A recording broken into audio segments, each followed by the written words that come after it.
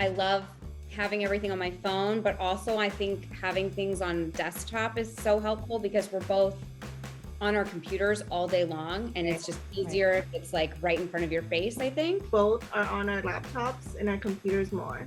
What I like to do is I have my planner, I have my desktop, then I'm more likely to have a better workflow if I can just bang it all out at my desk.